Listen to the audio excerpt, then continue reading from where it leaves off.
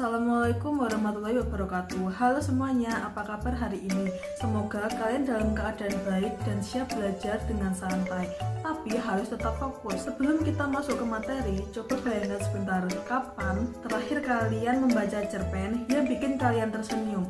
Atau justru cerpen yang bikin kalian mikir lama setelah selesai membacanya? Nah, hari ini kita akan mengupas rahasia cerpen.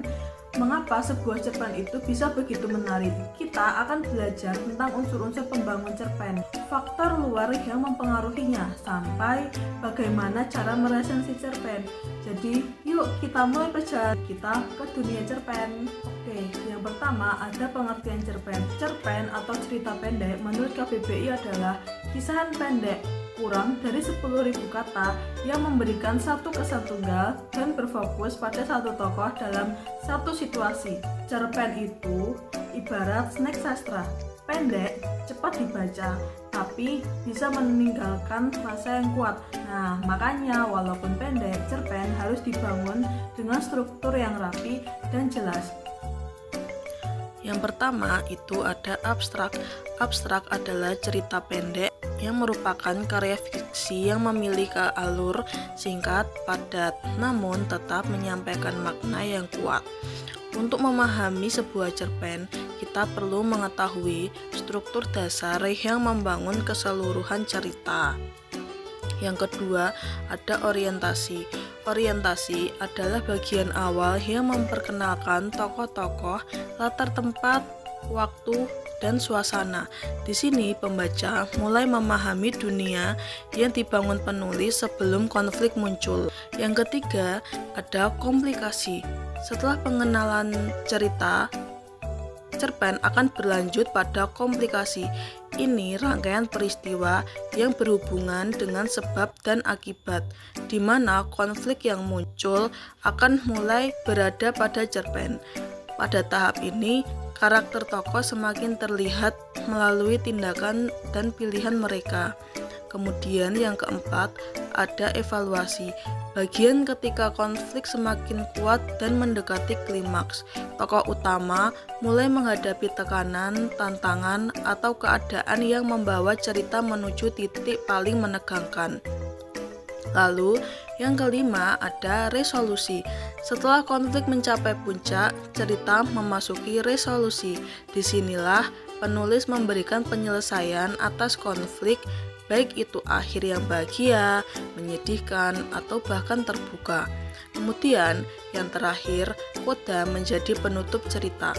Bagian ini berisi pesan moral, refleksi, atau nilai-nilai yang ingin disampaikan penulis kepada pembaca. Koda menjadikan cerita lebih bermakna dan meninggalkan kesan setelah dibaca cerita tersebut. Kemudian ada juga unsur cerpen nih. Yang pertama ada tema. Tema adalah gagasan pokok atau ide dasar dari cerita. Misalnya, tema tentang persahabatan, tentang perjuangan hidup, cinta keluarga, atau konflik batin. Tanpa tema yang jelas, cerpen akan terasa hambar, seperti masakan tanpa bumbu. Yang kedua, ada tokoh dan penokohan. Tokoh adalah pemain dalam cerpen. Ada tokoh utama dan tokoh pendukung. Penokohan adalah cara pengarang menggambarkan karakter tokoh.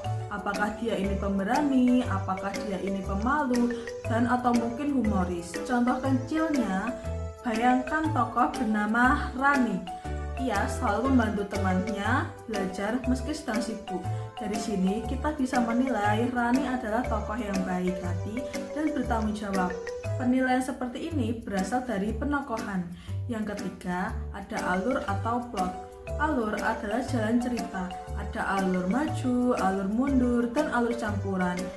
Alur yang baik membuat pembaca penasaran dan ingin terus membaca. Contohnya, yang pertama ada alur maju. Cerita dari awal hingga akhir secara runtut. Yang kedua ada alur mundur. Tokoh mengingat masa lalunya. Alur campuran bolak-balik antara masa kini dan masa lalu. Yang keempat ada latar. Latar mencangkup tempat, waktu, dan suasana. Misalnya nih, di warung kopi kecil sore hari dengan suasana yang gerimis. Latar yang kuat membuat pembaca merasa berada langsung dalam cerita. Yang kelima, ada sudut pandang. Nah, sudut pandang ini sendiri adalah posisi pencerita. Orang pertama bisa menggunakan aku, orang ketiga menggunakan dia, dan serba tahu seperti narator mengetahui isi hati tokohnya. Sudut pandang menentukan seberapa dekat pembaca dengan cerita. Yang keenam, ada gaya bahasa. Nah, gaya bahasa adalah cara pengarang merangkai kata. Ada yang puitis, ada yang sederhana, ada yang penuh dengan majas. Nah, contoh majasnya adalah hatinya runtuh seperti gedung tua ditelan badai. Ini membuat cerita terasa lebih hidup. Kemudian, unsur intrinsik yang terakhir ada amanat. Amanat adalah pesan yang ingin disampaikan oleh pengarang kepada pembaca. Bisa tersurat ataupun bisa tersirat. Biasanya berkaitan dengan nilai kehidupan seperti kejujuran, kerja keras, empati, dan yang sebagainya. Nah, kalau tadi adalah unsur intrinsik, nah ini adalah unsur ekstrinsik. Unsur ekstrinsik adalah unsur yang ada di luar cerpen. Unsur ekstrinsik meliputi latar belakang masyarakat. Cerpen tidak lahir dari ruang kosong. Situasi politik, ekonomi, budaya, dan sosial memengaruhi cerita. Contohnya, cerpen yang ditulis di masa pandemi pasti berbeda nuansanya dibanding cerpen di masa normal. Yang kedua, ada latar belakang pengarang. Nah, di sini menjelaskan bahwa pengalaman hidup, kondisi psikologis, pendidikan, bahkan suasana hati pengarang bisa mempengaruhi alur atau tokoh cerpen. Misalnya, penulis yang tumbuh di perdesaan mungkin sering menampilkan latar sawah, petani, atau suasana kampung. Ada juga nilai-nilai dalam cerpen. Cerpen biasanya membawa nilai-nilai seperti yang pertama, ada nilai agama, kedua, ada nilai moral, yang ketiga, ada nilai sosial, dan nilai budaya.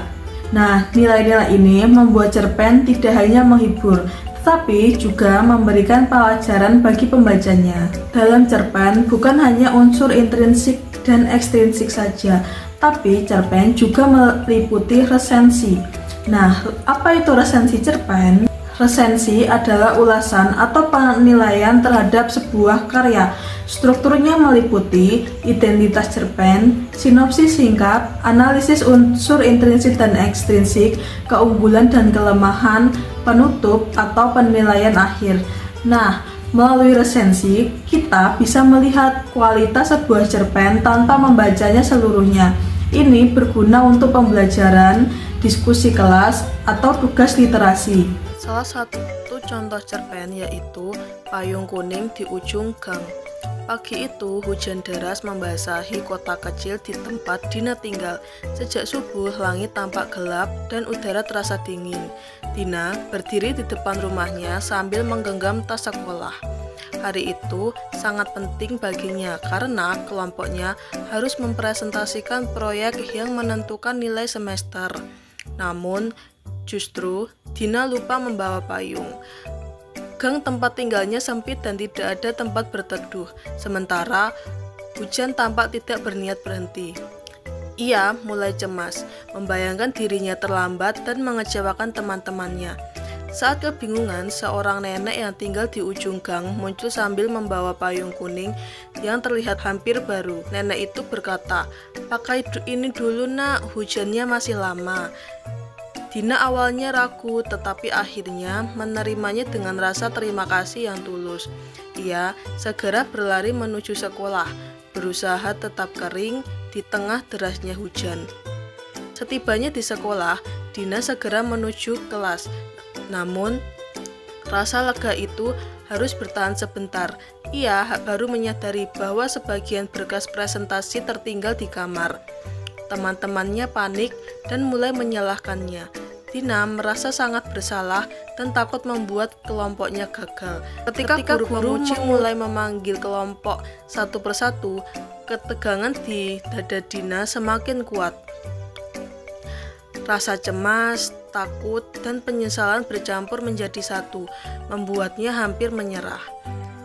Saat nama kelompoknya dipanggil, Dina merasa tangannya bergetar. Teman-temannya hanya bisa berharap dia tetap kuat. Dina berdiri di depan kelas tanpa satupun berkasnya di tangannya. Suasana hening dan semua mata tertuju padanya.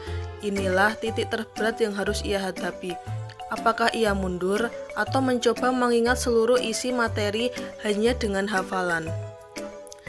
Dengan menelan rasa takutnya, Dina menarik napas panjang dan mulai berbicara. Awalnya suaranya bergetar, namun perlahan ia mulai mengingat struktur presentasi yang ia pelajari semalam. Kalimat demi kalimat mengalir lebih jelas. Teman-temannya ikut menambahkan bagian yang mereka ingat. Presentasi itu ternyata berjalan lebih baik dari dugaan. Guru penguji tersenyum dan memuji keberanian mereka menghadapi keadaan mendadak tanpa kehilangan fokus. Dina merasakan beban besar terangkat dari pundaknya. Dalam perjalanan pulang, Dina membawa roti hangat yang ia beli dari warung dekat sekolah. Ia ingin mengucapkan terima kasih kepada nenek yang telah memberinya payung kuning. Saat tiba di rumah nenek itu, ia menyerahkan payung sambil memeluk roti kecil di tangannya. Nenek itu tersenyum dan berkata, "Setiap kebaikan kecil bisa mengubah dari hari seseorang. Nak, suatu hari nanti kamu juga akan melakukan hal yang sama untuk orang lain." Dina berjalan pulang dengan hati hangat. Ia menyadari bahwa hari yang berat itu berubah menjadi berarti berkat kebaikan kecil dari seseorang yang tak ia kenal. Kini ia percaya bahwa keberanian tidak selalu muncul dari hal besar, melainkan sering lahir dari perhatian sederhana yang datang di waktu yang tepat.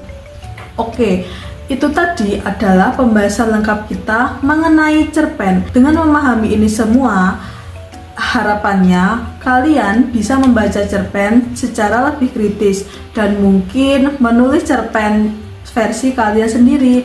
Terima kasih sudah menyimak sampai akhir. Wassalamualaikum warahmatullahi wabarakatuh. Sampai jumpa di video pembelajaran selanjutnya.